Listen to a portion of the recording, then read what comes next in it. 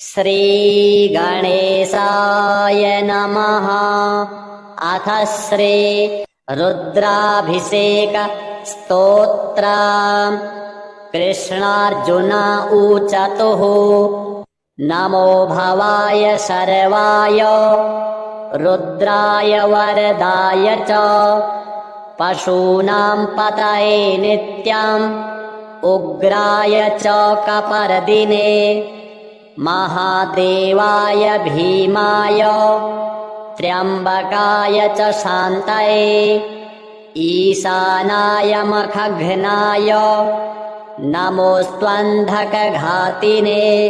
कुमारगुरवे तुभ्यं नीलग्रीवाय वेधसे पिनाकिने हविष्याय सत्याय विभवे सदा विलोहिताय धूम्राय व्याधायानपराजिते नित्यं नीलशिखण्डाय शूलिने दिव्यचक्षुषे होत्रे पात्रे त्रिनेत्राय व्याधाय वसुरेतसे अचिन्त्यायाम्बिका भर्त्रे सर्वदेवस्तुताय च वृषध्वजाय मुण्डाय जटिने ब्रह्मचारिणे तप्यमानाय सलिले ब्रह्मण्यायाजिताय च विश्वात्मने विश्वसृजे विश्वमावृत्य तिष्ठते नमो नमस्ते सेव्याय भूतानां प्रभवे सदा ब्रह्मवक्त्राय सर्वाय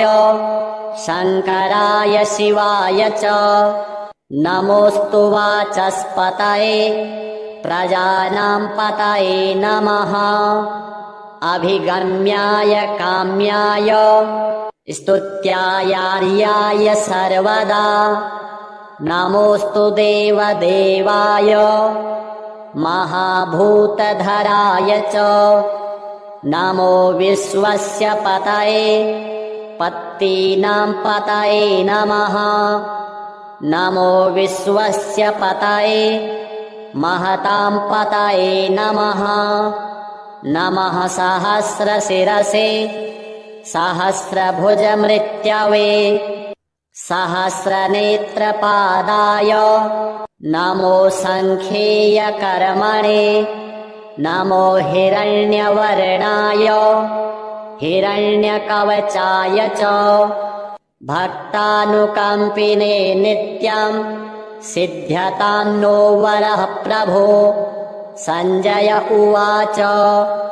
एवं स्तुत्वा महादेवं वासुदेवः सहार्जुनः प्रसादयामास भवं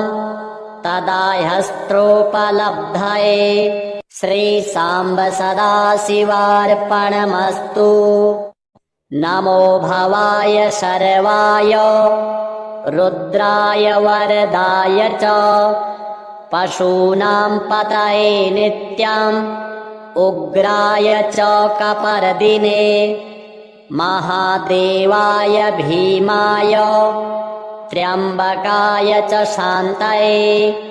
ईशानाय मखघ्नाय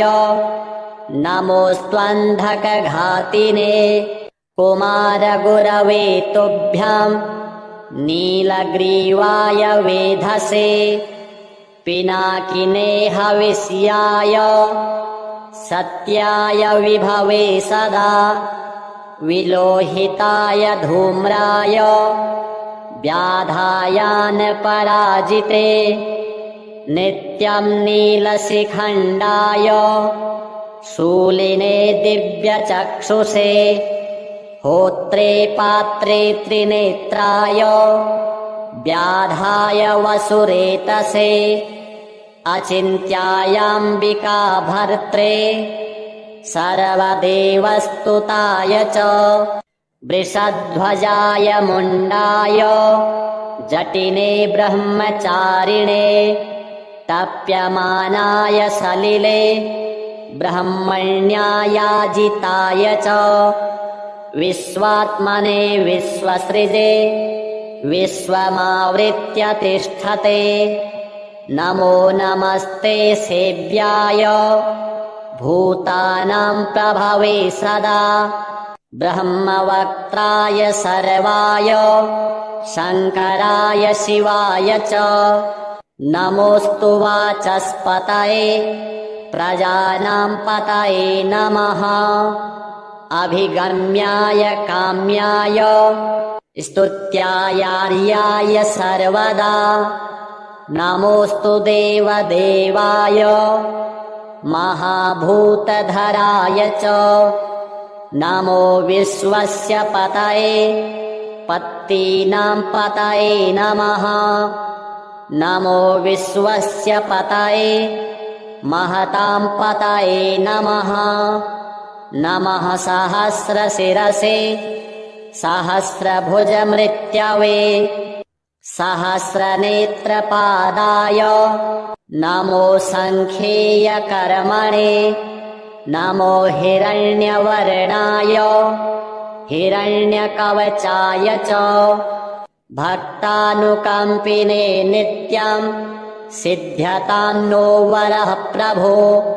सञ्जय उवाच एवं स्तुत्वा महादेवं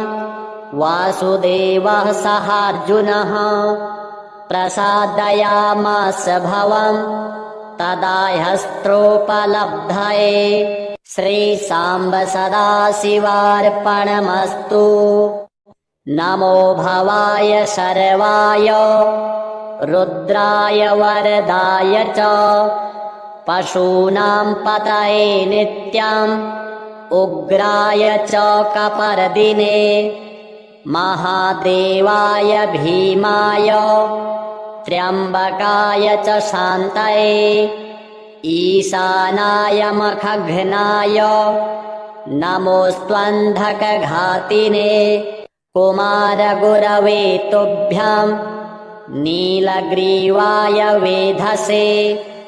पिनाकिने हविष्याय सत्याय विभवे सदा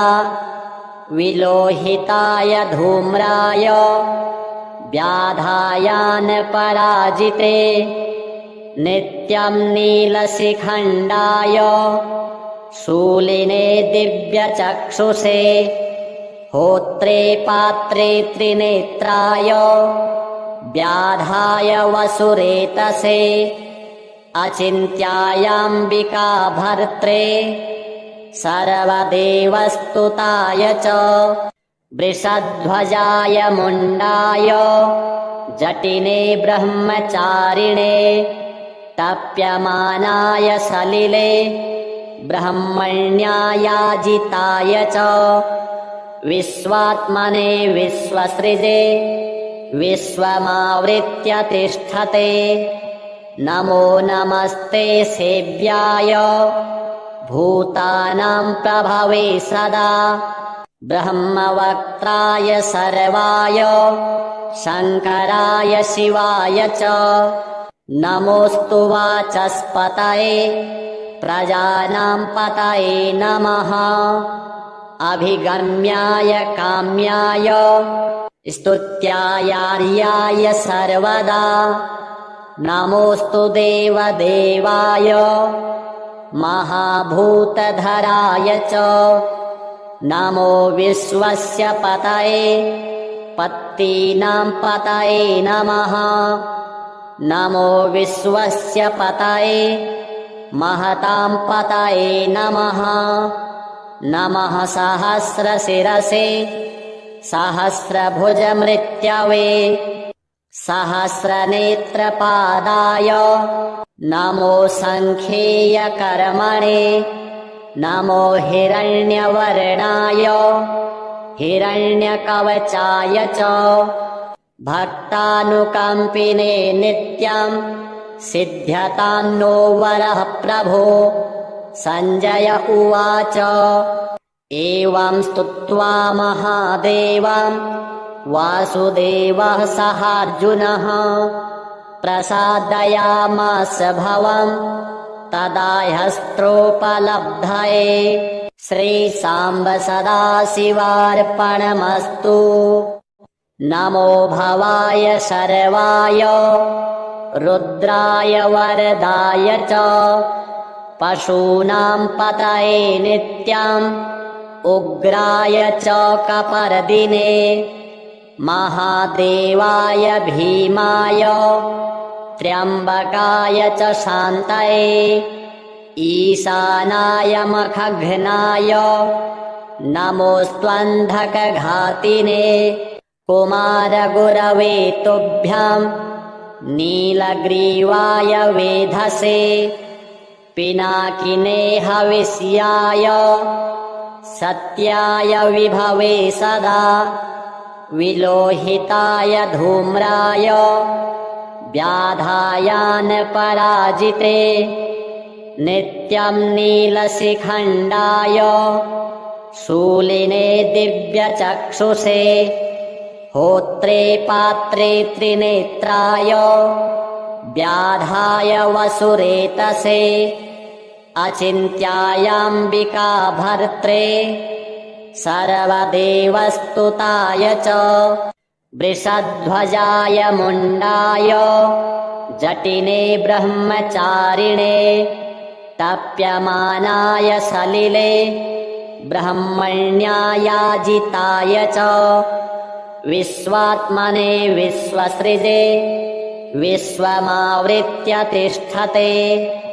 नमो नमस्ते सेव्याय भूतानां प्रभवे सदा ब्रह्मवक्त्राय सर्वाय शङ्कराय शिवाय च नमोऽस्तु वाचस्पतये प्रजानां पतये नमः अभिगम्याय काम्याय स्तुत्यायार्याय सर्वदा नमोऽस्तु देवदेवाय महाभूतधराय च नमो विश्वस्य पतये पत्तीनां पतये नमः नमो विश्वस्य पतये महतां पतये नमः नमः सहस्रशिरसे सहस्रभुजमृत्यवे सहस्रनेत्रपादाय नमो सङ्ख्येयकर्मणे नमो हिरण्यवर्णाय हिरण्यकवचाय च भक्तानुकम्पिने नित्यं सिद्ध्यतां नो वरः प्रभो सञ्जय उवाच एवं स्तुत्वा महादेवं वासुदेवः सहार्जुनः प्रसादयामास भवं तदा ह्यस्त्रोपलब्धये श्रीसाम्ब सदाशिवार्पणमस्तु। नमो भवाय शर्वाय रुद्राय वरदाय च पशूनां पतये नित्यम् उग्राय च कपर्दिने महादेवाय भीमाय त्र्यम्बकाय च शान्तये ईशानाय मखघ्नाय नमोऽस्त्वन्धकघातिने कुमारगुरवे तुभ्याम् नीलग्रीवाय वेधसे पिनाकिने हविष्याय सत्याय विभवे सदा विलोहिताय धूम्राय व्याधायानपराजिते नित्यं नीलशिखण्डाय शूलिने दिव्यचक्षुषे होत्रे पात्रे त्रिनेत्राय व्याधाय वसुरेतसे अचिन्त्यायाम्बिका भर्त्रे सर्वदेवस्तुताय च वृषध्वजाय मुण्डाय जटिने ब्रह्मचारिणे तप्यमानाय सलिले ब्रह्मण्यायाजिताय च विश्वात्मने विश्वसृजे विश्वमावृत्य तिष्ठते। नमो नमस्ते सेव्याय भूतानां प्रभवे सदा ब्रह्मवक्त्राय सर्वाय शङ्कराय शिवाय च नमोऽस्तु वाचस्पतये प्रजानां पतये नमः। अभिगम्याय काम्याय स्तुत्यायार्याय सर्वदा नमोऽस्तु देवदेवाय महाभूतधराय च नमो विश्वस्य पतये पत्तीनां पतये नमः। नमो विश्वस्य पतये महतां पतये नमः। नमः सहस्रशिरसे सहस्रभुजमृत्यवे सहस्रनेत्रपादाय नमो सङ्ख्येयकर्मणे नमो हिरण्यवर्णाय हिरण्यकवचाय च भक्तानुकम्पिने नित्यं सिद्ध्यतां नो वरः प्रभो। सञ्जय उवाच एवं स्तुत्वा महादेवं वासुदेवः सहार्जुनः प्रसादयामास भवं तदा ह्यस्त्रोपलब्धये। श्रीसाम्ब सदाशिवार्पणमस्तु। नमो भवाय शर्वाय रुद्राय वरदाय च पशूनां पतये नित्यम् उग्राय च कपर्दिने महादेवाय भीमाय त्र्यम्बकाय च शान्तये ईशानाय मखघ्नाय नमोऽस्त्वन्धकघातिने कुमारगुरवे तुभ्यं नीलग्रीवाय वेधसे पिनाकिने हविष्याय सत्याय विभवे सदा विलोहिताय धूम्राय व्याधायानपराजिते नित्यं नीलशिखण्डाय शूलिने दिव्यचक्षुषे होत्रे पात्रे त्रिनेत्राय व्याधाय वसुरेतसे अचिन्त्यायाम्बिका भर्त्रे सर्वदेवस्तुताय च वृषध्वजाय मुण्डाय जटिने ब्रह्मचारिणे तप्यमानाय सलिले ब्रह्मण्यायाजिताय च विश्वात्मने विश्वसृजे विश्वमावृत्य तिष्ठते। नमो नमस्ते सेव्याय भूतानां प्रभवे सदा ब्रह्मवक्त्राय सर्वाय शङ्कराय शिवाय च नमोऽस्तु वाचस्पतये प्रजानां पतये नमः।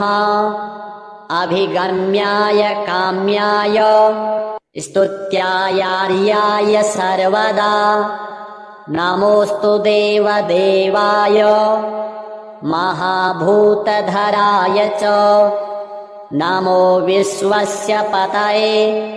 पत्तीनां पतये नमः। नमो विश्वस्य पतये महतां पतये नमः। नमः सहस्रशिरसे सहस्रभुजमृत्यवे सहस्रनेत्रपादाय नमो सङ्ख्येयकर्मणे नमो हिरण्यवर्णाय हिरण्यकवचाय च भक्तानुकम्पिने नित्यं सिद्ध्यतां नो वरः प्रभो। सञ्जय उवाच एवं स्तुत्वा महादेवं वासुदेवः सहार्जुनः प्रसादयामास भवं तदा ह्यस्त्रोपलब्धये। श्रीसाम्ब सदाशिवार्पणमस्तु। नमो भवाय शर्वाय रुद्राय वरदाय च पशूनां पतये नित्याम् उग्राय च कपर्दिने महादेवाय भीमाय त्र्यम्बकाय च शान्तये ईशानाय मखघ्नाय नमोऽस्त्वन्धकघातिने कुमारगुरवे तुभ्याम् नीलग्रीवाय वेधसे पिनाकिने हविष्याय सत्याय विभवे सदा विलोहिताय धूम्राय व्याधायानपराजिते नित्यं नीलशिखण्डाय शूलिने दिव्यचक्षुषे होत्रे पात्रे त्रिनेत्राय व्याधाय वसुरेतसे अचिन्त्यायाम्बिका भर्त्रे सर्वदेवस्तुताय च वृषध्वजाय मुण्डाय जटिने ब्रह्मचारिणे तप्यमानाय सलिले ब्रह्मण्यायाजिताय च विश्वात्मने विश्वसृजे विश्वमावृत्य तिष्ठते नमो नमस्ते सेव्याय भूतानां प्रभवे सदा ब्रह्मवक्त्राय सर्वाय शङ्कराय शिवाय च नमोऽस्तु वाचस्पतये प्रजानां पतये नमः अभिगम्याय काम्याय स्तुत्यायार्याय सर्वदा नमोऽस्तु देवदेवाय महाभूतधराय च नमो विश्वस्य पतये पत्तीनां पतये नमः नमो विश्वस्य पतये महतां पतये नमः नमः सहस्रशिरसे सहस्रभुजमृत्यवे सहस्रनेत्रपादाय नमो सङ्ख्येयकर्मणे नमो हिरण्यवर्णाय हिरण्यकवचाय च भक्तानुकम्पिने नित्यं सिद्ध्यतां नो वरः प्रभो सञ्जय उवाच एवं स्तुत्वा महादेवं वासुदेवः सहार्जुनः प्रसादयामास भवं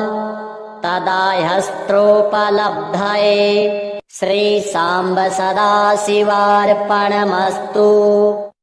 नमो भवाय शर्वाय रुद्राय वरदाय च पशूनां पतये नित्यम् उग्राय च कपर्दिने महादेवाय भीमाय त्र्यम्बकाय च शान्तये ईशानाय मखघ्नाय नमोऽस्त्वन्धकघातिने कुमारगुरवे तुभ्याम् नीलग्रीवाय वेधसे पिनाकिने हविष्याय सत्याय विभवे सदा विलोहिताय धूम्राय व्याधायानपराजिते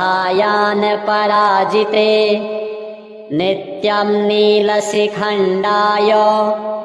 शूलिने दिव्यचक्षुषे होत्रे पात्रे त्रिनेत्राय व्याधाय वसुरेतसे अचिन्त्यायाम्बिका भर्त्रे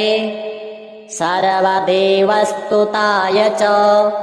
वृषध्वजाय मुण्डाय जटिने ब्रह्मचारिणे तप्यमानाय सलिले ब्रह्मण्यायाजिताय च विश्वात्मने विश्वसृजे विश्वमावृत्य तिष्ठते नमो नमस्ते सेव्याय भूतानां प्रभवे सदा ब्रह्मवक्त्राय सर्वाय शङ्कराय शिवाय च नमोऽस्तु वाचस्पतये प्रजानां पतये नमः अभिगम्याय काम्याय स्तुत्यायार्याय सर्वदा नमोऽस्तु देवदेवाय महाभूतधराय च नमो विश्वस्य पतये पत्तीनां पतये नमः नमो विश्वस्य पतये महतां पतये नमः नमः सहस्रशिरसे सहस्रभुजमृत्यवे सहस्रनेत्रपादाय नमो सङ्ख्येयकर्मणे नमो हिरण्यवर्णाय हिरण्यकवचाय च भक्तानुकम्पिने नित्यं सिद्ध्यतां नो वरः प्रभो सञ्जय उवाच एवं स्तुत्वा महादेवं वासुदेवः सहार्जुनः प्रसादयामास भवं तदा ह्यस्त्रोपलब्धये श्रीसाम्ब सदाशिवार्पणमस्तु नमो भवाय शर्वाय रुद्राय वरदाय च पशूनां पतये नित्यम् उग्राय च कपर्दिने महादेवाय भीमाय त्र्यम्बकाय च शान्तये ईशानाय मखघ्नाय नमोऽस्त्वन्धकघातिने कुमारगुरवे तुभ्यं नीलग्रीवाय वेधसे पिनाकिने हविष्याय सत्याय विभवे सदा विलोहिताय धूम्राय व्याधायानपराजिते नित्यं नीलशिखण्डाय शूलिने दिव्यचक्षुषे होत्रे पात्रे त्रिनेत्राय व्याधाय वसुरेतसे अचिन्त्यायाम्बिका भर्त्रे सर्वदेवस्तुताय च वृषध्वजाय मुण्डाय जटिने ब्रह्मचारिणे तप्यमानाय सलिले ब्रह्मण्यायाजिताय च विश्वात्मने विश्वसृजे विश्वमावृत्य तिष्ठते नमो नमस्ते सेव्याय भूतानां प्रभवे सदा ब्रह्मवक्त्राय सर्वाय शङ्कराय शिवाय च नमोऽस्तु वाचस्पतये प्रजानां पतये नमः अभिगम्याय काम्याय स्तुत्यायार्याय सर्वदा नमोऽस्तु देवदेवाय महाभूतधराय च नमो विश्वस्य पतये पत्तीनां पतये नमः नमो विश्वस्य पतये महतां पतये नमः नमः सहस्रशिरसे सहस्रभुजमृत्यवे सहस्रनेत्रपादाय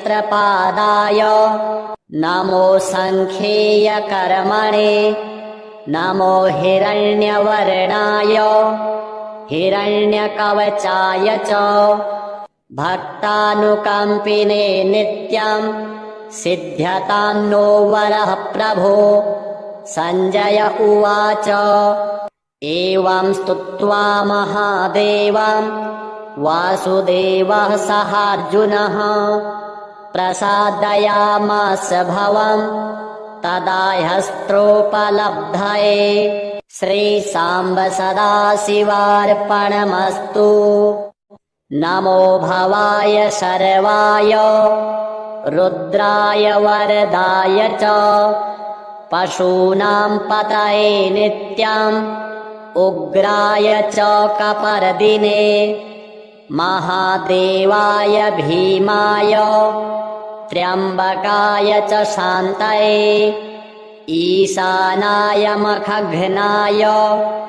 नमोऽस्त्वन्धकघातिने कुमारगुरवे तुभ्याम् नीलग्रीवाय वेधसे पिनाकिने हविष्याय सत्याय विभवे सदा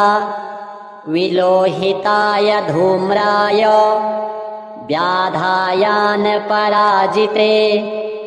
नित्यं नीलशिखण्डाय शूलिने दिव्यचक्षुषे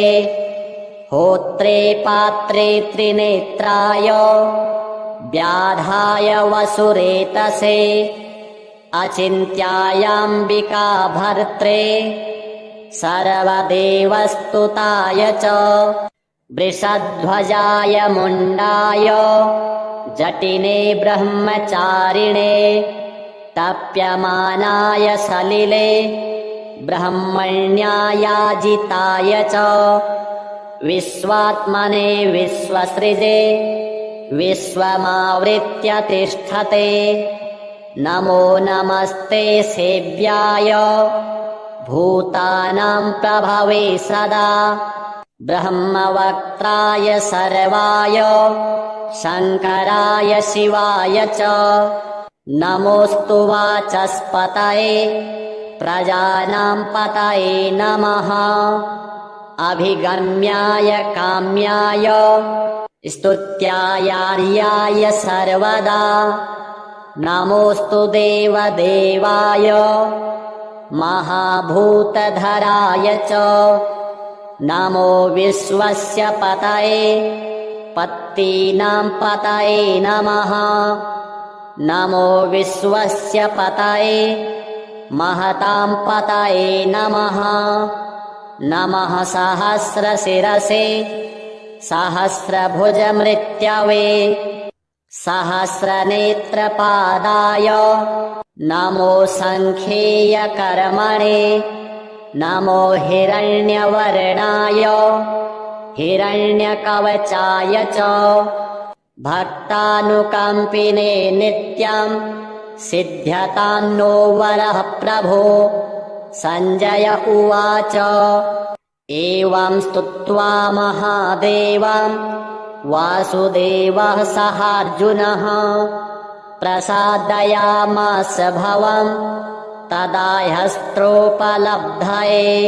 श्रीसाम्ब सदाशिवार्पणमस्तु नमो भवाय शर्वाय रुद्राय वरदाय च पशूनां पतये नित्यम् उग्राय च कपर्दिने महादेवाय भीमाय त्र्यम्बकाय च शान्तये ईशानाय मखघ्नाय नमोऽस्त्वन्धकघातिने कुमारगुरवे तुभ्याम् नीलग्रीवाय वेधसे पिनाकिने हविष्याय सत्याय विभवे सदा विलोहिताय धूम्राय व्याधायानपराजिते नित्यं नीलशिखण्डाय शूलिने दिव्यचक्षुषे होत्रे पात्रे त्रिनेत्राय व्याधाय वसुरेतसे अचिन्त्यायाम्बिका भर्त्रे सर्वदेवस्तुताय च वृषध्वजाय मुण्डाय जटिने ब्रह्मचारिणे तप्यमानाय सलिले ब्रह्मण्यायाजिताय च विश्वात्मने विश्वसृजे विश्वमावृत्य तिष्ठते नमो नमस्ते सेव्याय भूतानां प्रभवे सदा ब्रह्मवक्त्राय सर्वाय शङ्कराय शिवाय च नमोऽस्तु वाचस्पतये प्रजानां पतये नमः अभिगम्याय काम्याय स्तुत्यायार्याय सर्वदा नमोऽस्तु देवदेवाय महाभूतधराय च नमो विश्वस्य पतये पत्तीनां पतये नमः नमो विश्वस्य पतये